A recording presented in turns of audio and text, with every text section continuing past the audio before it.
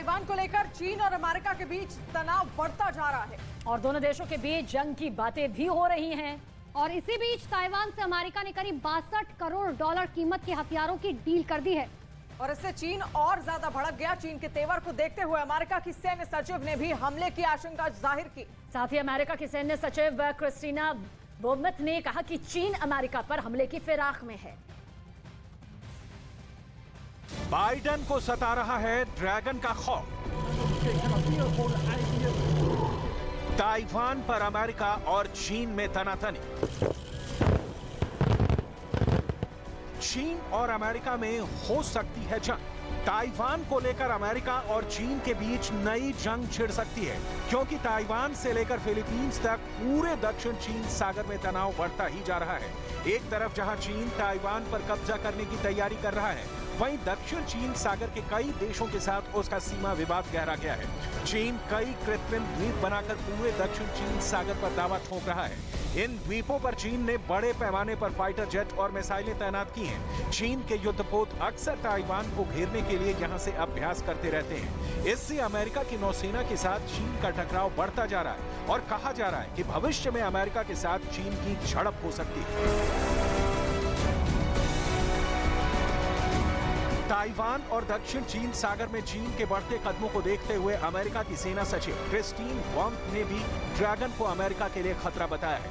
दावा किया है कि अगर तनाव बढ़ता है तो बीजिंग की तरफ से अमेरिका पर हमला किया जा सकता है। दरअसल ताइवान पर चीन काफी वक्त से अपना दावा ठोकता आया है, जबकि ताइवान खुद को एक स्वतंत्र देश मानता है और अपने अधिकारियों की रक्षा की बात करता रहा है। अमेरिका ने भी ताइवान को हर संभव मदद का भरोसा दिया है। And my view is the best way, I mean, so one, this is all about deterrence. You know, we want to lower the temperature in the relationship with China. I personally am not of the view that, you know, an amphibious invasion of Taiwan is imminent.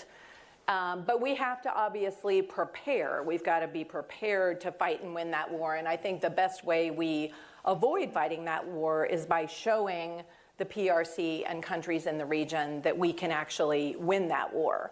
चीन one China policy के रास्ते पर चल रहा है। इसी के तहत वो ताइवान को अपने देश का हिस्सा मानता है, जबकि दूसरी तरफ ताइवान खुद को संप्रभु राष्ट्र मानता है। 73 साल से दोनों देशों के बीच इसी बात को लेकर टकराव है।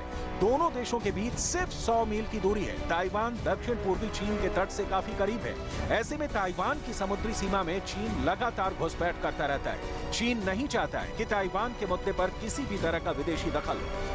वहीं अमेरिका ने ताइवान को 619 मिलियन डॉलर कीमत के हथियारों की बिक्री को मंजूरी दे दी है।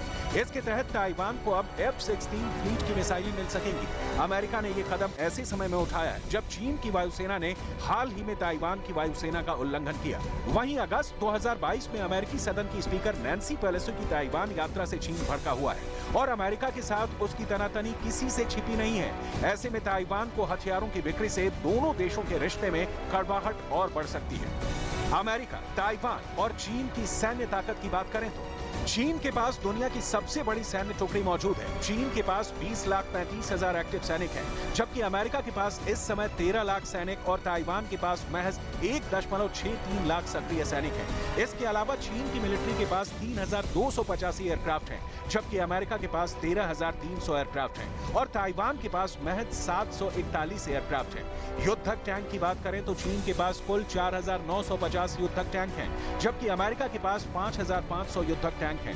वहीं ताइवान के पास करीब 1200 टैंक हैं। ताइवान में अमेरिका के हस्तक्षेप के बाद सीधे तौर पर चीन और अमेरिका आमने सामने आ गए हैं। जिस तरह से चीन सामने आकर यूएस को धमकी दे रहा है, जिसको देखते हुए चीन और अमेरिका के बीच युद्ध की संभावनाएं प्रबल होती दिख रही हैं। अगर चीन और ताइवान के बीच लड़ाई हुई तो अमेरिका भी इस युद्ध में जरूर शामिल होगा।